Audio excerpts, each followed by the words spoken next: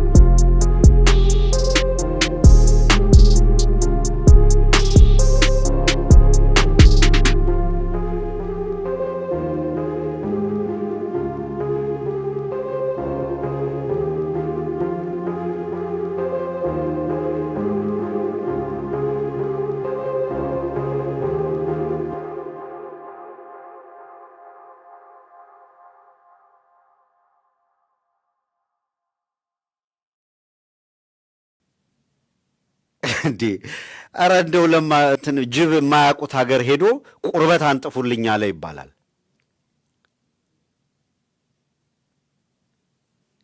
ይሄ ሰውዬ ትንሽ እፍረት የሚባል ነገር የለም እንዴ?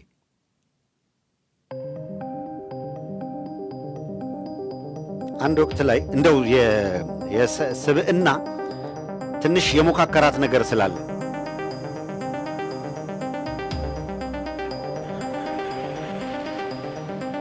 እኛ ስብዕና አለን።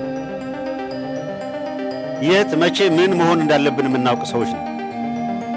ለራሳችን ክብር አለን፣ ለራሱ ክብር ያለው ሌላውን ያከብራል። እንዲህ ያለውን ክብረ ቢስ አንስተን የማናቀው ከደረጃ በታች ስለሆነ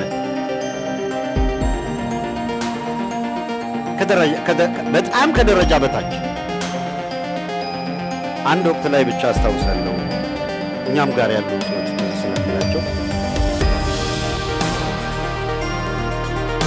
የስልኮቻችሁ በአገዛዙ ሀክ ይደረጋሉ። አንድ ባለሙያ ነው ሀክ ይደረጋልና ሀክ እንዳይደረግ ስቴፖች አሉት ስልክን ከሀከር ለመጠበቅ የሚያስችልና እንዴት መጠበቅ እንዳለባችሁ ይህን ይልና እኔን ኮሚኒኬት አደረገኝ። ከዚያ የሁሉም ስልክ በተቻለ መጠን እንደዚህ ደረግ ተብሎ ስቴፕ ነው የሰጠን። ያንን ተከትለን የሁሉም ፊክስ እናደርጋለን። እዛ ሁሉም በተቀመጠበት ሁሉም አለ እዛ ቤት ውስጥ። አሁን ይህንን ስናገር የሚያውቁ ባልደረቦች በሙሉ ያውቃሉ። ይሄ መንግስት ምናምን በወቅቱ የነበረውን አገዛዝ ተቻለው አነባለሁ ቁጭ ብዬ አድራለሁ ገለመል የሚል ሰውዬ ቁጭ ብሎ ፖርኖግራፊ ሲያይ የሚያድር። በዚህ ደረጃ ከገፋህል ማንነትህን በደንብ አንተ ህዝባችን ላይ ነው እያቀረሻ ያለው አይደል? ምን አይነት የተዋረድክ ሰው እንደሆነ እናነሳለን። የተወሰኑ ኩኪ ለማጥፋት ተብሎ ስልኩ ይዘን ስንከፍተው እሪ በቃ ማለት ሁላችንም ደንግጠን ስልኩ ልንጥለው እስክንደርስ ድረስ በዛ እድሜው ከዛ ስብዕና አለኝ ብሎ ደግሞ ካሜራ ፊት ይመጣል።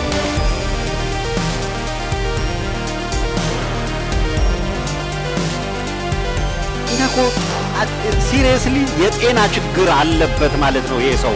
ስለዚህ እንተው ተብሎ እንጂ እኮ እከሌ ሊገለኝ ነው ከሌላ ጠፋኝ ነው። ይሄ ታውቃላችሁ ሳይኮሎጂካሊ እንደዚህ አይነት በሽታ አሁንም ሳሎን ተቀምጦ ላፕቶፕ ይዞር ይላል፣ አይወጣም። ሱቅ ሄዶ የሆነ ነገር ገዝቶ መምጣት አይችልም። ዲስ ኢዝ ትሩ፣ እውነት ነው የምንነግራችሁ። አሁን ስንቱን እብድ እያስታመምልን ነው። ዘመድ ቢኖር የተሻለ ዘመድ ቢኖረው ወስዶ ይህንን ሰው ሕክምና ያሳክም ነው። በዙሪያ ያሉትን ቆቁጭ አድርገው ያላግጡበታል።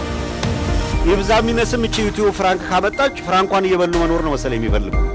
የሚያዝኑለት ከሆነ ትንሽ ህይወት እንዲቀጥል ትንሽ ሰው ሆኖ መኖር እንዲችል ማሳከም ነው። እንደዚህ አይነቱ አግብቶ ሲያበቃ ልጅ ኖሮ ምናምን ኖሮ እንደ ቲኔጀር እና ምናምን ስልኩን የረባ ነገር የሚሰራበት አይደለም። እንዳልኩት ነው ከሀ እስከ ፐ እዛ ስልኩ ጋር አለመድረስም። ቱ ቢ ኦነስት አጠገባችሁ አንዳንዱ እኮ ስንት እኮ ይችላል ላይቭ ላይ ታዩት የለም የቀጥታ ስርጭት ላይ እኮ ወገቡ ድረስ ያልበዋል። እንዴት አድርገህ አፍንጫችን እግዜሩ ነው ብለን እኮ ቁጭ ብለን ፕሮግራም ልንጨርስ ሰዎች አሁን ተገላግለን እሱም እዛው ሳሎን ውስጥ ቁጭ ብሎ ውሃ በሞላበት በሰለጠነ ሀገር መታጠብ ብርቅ ሆኖበት የሚቀረና ሰውዬ አሁን እንደው ትችት የማድረግና ፖለቲካ የሚሰራ ሰው ነው አደባባይ የሚተቻቸው ሰዎች እያንዳንዱን ለማብጠልጠል የሚሄድበት ርቀት የሚገርም ነው። አልተነካም እኮ ነው የምላችሁ። ምን የዕለት ተዕለት የስንት ዓመት ጉዞ አልተነካም። ቱ ቢ ኦነስት መሳይ ለምሳሌ አሁን ማን ነው ይሄ የሳሎኑ ቡችላ ሞራል የለውም። ቱ ቢ ኦነስት መሳይን ለመተቸት ሞራል የለውም። ፋሲልን ለመተቸት ሞራል የለውም። ይብዛም ይነስም የየራሳቸው ድክመት የየራሳቸው ጥንካሬ ያላቸው። አረ በጣም በድፍረት እኮ ለአንድ ሰሞን የፖለቲካ ስብና መግደያ ካራክተር አሳሲኔሽን መስሪያ ሆይ ሆይ ሲባል የነበረችዋን ፒክ አረገና በአሜሪካን ሀገር አንድ አይደለም 30-40 ካሜራ የመግዛት አቅም አለ።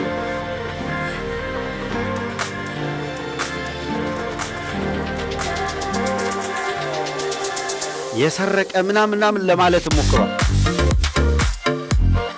ምሳቃ የሚሰርቅ ሌባ እናት ራሷ ናት። ምሳቃ የመሳይን ምሳ የሚበላ ልጅ እኮ ነው።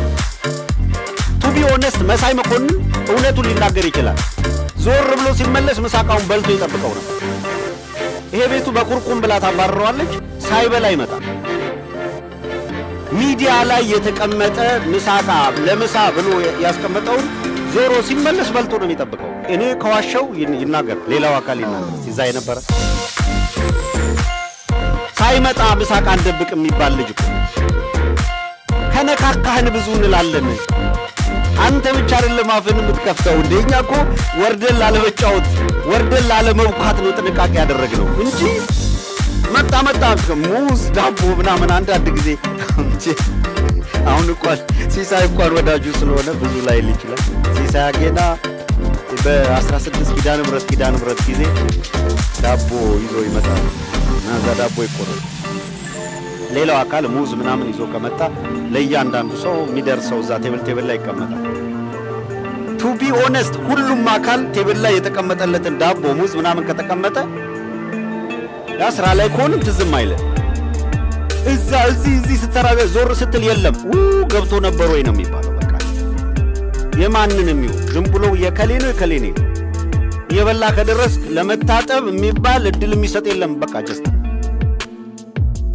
ራሱን ሲቆፍር ምናምን ሲል ፓስቲ ዘይቱን ሲቀባ በኋለበት መጥቶ ደግሞ እጁን ሲሰድ ትተለት ሄዳለ። እሱ በልቶ ይነሳል። እንዲህ ሆኖ የኖረ ሰውዬ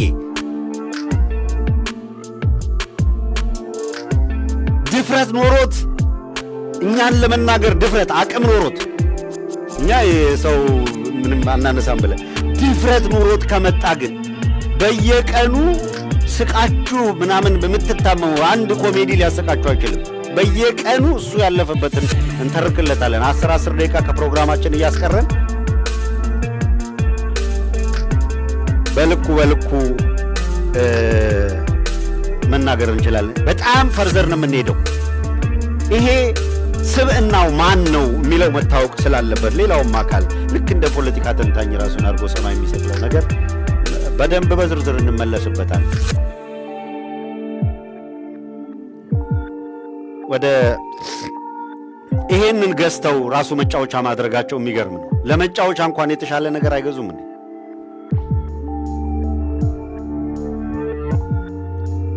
እኛ ካገዛዙ ጋር ነው የምንታገለው አለ። ለአገዛዝ ጥብቅና ቆማለሁ ካለ መብቱ ነው። ለአገዛዝ ጥብቅና መቆሙ ብለን ተው ነው። ማንም ሰማ ካለ የሄደ አገዛዝ ጠበቃ ለሆን ብሎ ይሞከራል። ሳብቱቴም እንደ ምርጫቸው መሄድ ይችላሉ።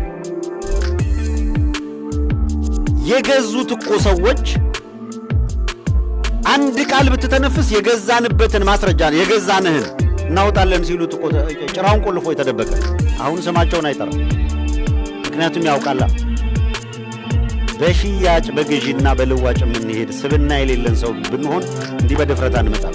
እነሱ ወርደው ስለማይጫወቱ ወርደው ዝቅ ብለው ስለማይናገሩኝ ይሄንን ለማውራት አንደበታቸው ሻይል ማይፈቅድ ያቃል ስብናችን ወረድ ብለን በልክ ገርፈን ወደ ከፍታችን እንመለሳለን አስፈላጊ ሲሆን እንጂ እንደዚህ እየተጨማለቁ መሄድና በፈለጉበት የፈለጉትን መጥፋት እየፈቀድን አንሄድ የሚለውን ለማንሳት ብቻ ነው። ከተናገርኳት አንዲት ነገር የእውነት ይኸው በዚህ ጋር ይሄ ተጨምሯል ይሄ ተቀንሷል የሚባል እንደሌላ አረጋግጬ ነው ማለት ነው። ገና አልነካሁትም። ያልነካዋቸው ይበልጣሉ። ርዕሰ ጉዳያችን ላይ ስንመጣ የምርጫ ድራማ ክሽፈትና በውድቅት ሌሊት